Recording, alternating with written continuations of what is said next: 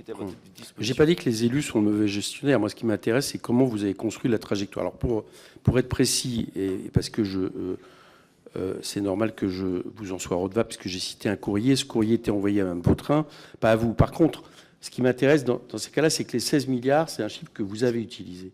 Et donc, est-ce qu'à un moment donné, les réserves méthodologiques ont été exprimées à Mme Vautrin? Est-ce que vous, personne ne vous en a parlé, personne ne vous a évoqué le fait que ces 16 milliards étaient à prendre avec plus que des précautions?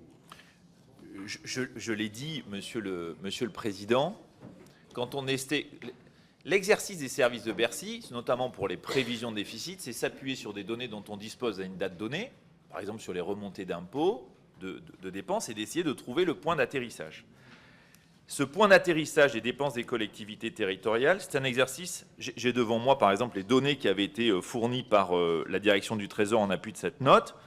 Mais qu'est-ce qu'elle fait? Elle regarde d'année en année, est-ce que les dépenses à fin juillet permettent de bien modéliser la fin d'année? Et ils y arrivent relativement bien.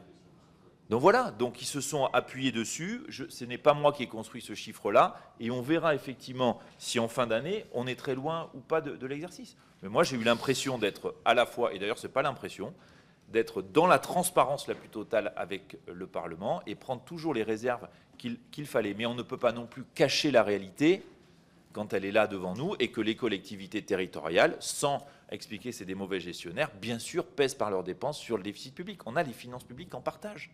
Il faut qu'on le garde en tête quand même. D'accord. Une dernière question.